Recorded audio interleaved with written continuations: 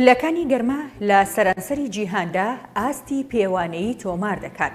شارەزایانی کەشوهەوا دەڵێن ڕاگررتنی پلەی گەرمی زەوی لە 1.5 پلا خەریکە لە دەستی مرۆڤایەتی دەردەچێت.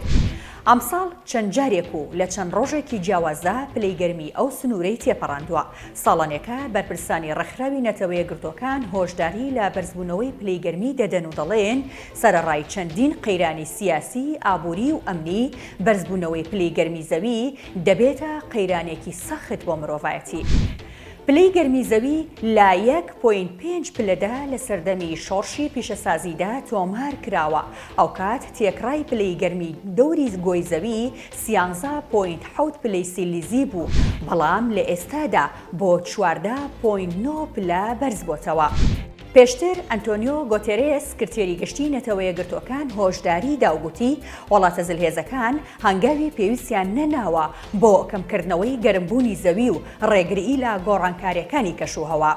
بەرزبوونەوەی پلەی گەرمی بۆ سەرووی 1.5 پلا یەکەم جارە لە نیوەگۆی باکووری گۆی زەوی تۆمار دەکرێت کە زۆرینەی وڵاتانی جیهان دەگرێتەوە و وەرزی هاوینان لە 1 حوزەیرانەوە دەست پێ دەکات. سەرەڕای ئەوەش پلەکانی گەرما لە مانگی نیسان و ئایاری ئەم ساڵدا لە سەرانسەری جیهاندا ئاستی پێوانەیی تۆمار کردووە.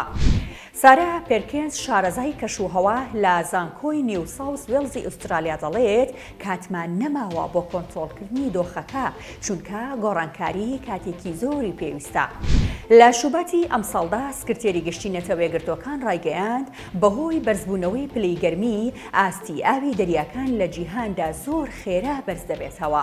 ئەم بەرزبوونەوە بێوچانەش مەترسی لەسەر چەندین وڵات دروست کردووە، لەوانەش بەنگلادێش، چین، هندستان و هۆڵەندا و ژیانی 900 ملیۆن کەس کە لەو ناوچەند زمانەدا دەژین دەکەوێتە مەترسیەوە.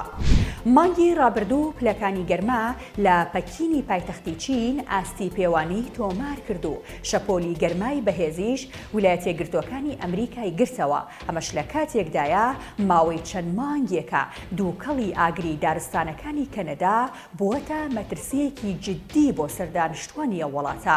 سەرڕای ئەوەی وڵاتانی جیهان لە ساڵی 2015دا ڕێک کەوتن بەکارهێنانی سوتەمەنی کەم بکەنەوە و ڕێکاری پێویست بگرنە بەر بۆ ئەوەی بەرزبوونەوەی پلەی گەرمی لەژێر ئەو 1.5 پلەیەدا بهێڵنەوە، بەڵام لە ئێستادا بە ئەگەری لە سەدا 66 پێشبینی دەکرێت پلەکەی بۆ ماوەی 1 ساڵی تەواو لە ئێستاوە تا ساڵی 2027 ئەو ئاستە دیاریکراوە تێپەڕێنێت، لە کاتێکدا ئێستا تەنها چەند ڕۆژێک ئەو پلەی تێپەڕاندووە. لەگەڵ بەرزبوونەوەی پلەکانی گەرمای سەرڕووی زەوی، پلەکانی گەرمای زەریاکانیش ڕوویان لە بەرزبوونەوەیە، بەماش زیانێکی زۆر بە ژیانی گیانلەبەرە ئاویەکان دەگەیەنن. مانگی ڕابردوو لا کەناراوەکانی ویلایەتی تەکساسی ئەمریکا بە هەزاران ماسی لە ناوچوون و چەندین شێری دەریا و دۆلفینیش لا ویلایەتی کالیفۆرنیا لە ناوچوون کە هۆکارەکەی بۆ بەرزبوونەوەی پلەی گەرمی دەریاکان دەگەڕێتەوە. ئەگەر پلەی گەرمی دەریا و زەریاکان بەرز بێتەوە، ئەوە دەبێتە هۆی کەمبوونەوەی باران. ئەمەش کاریگەری زۆری دەبێت لەسەر دووبارە بەرزبوونەوەی پلەکانی گەرما. بڕیارە لە تشرینی دووەمی ئەمساڵ لووتکەی گۆڕانکاری کەشوهەوای سەربەنەتەوە یەکگرتووەکان لە دووبەی بەڕێوە بچێت کە تایبەتە بە چارەسەری کێشەکانی ژینگە و کەشوهەوا.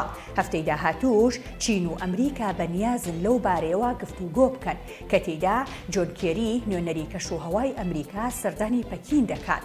بەڵام وەکو گۆتەرێز دەڵێت تەنانەت ئەگەر پلەی گەرمبوونی گۆی زەوی بە موعجیزە لەژێر 1.5 پلەی سیلیزیدا بمێنێتەوە، ئەوە بەرزبوونەوەی ئاستی ئاوی دەریاکان هەر بەردەوام دەبێت کە خێراترین ئاستا لە ساڵی 1970ەوە.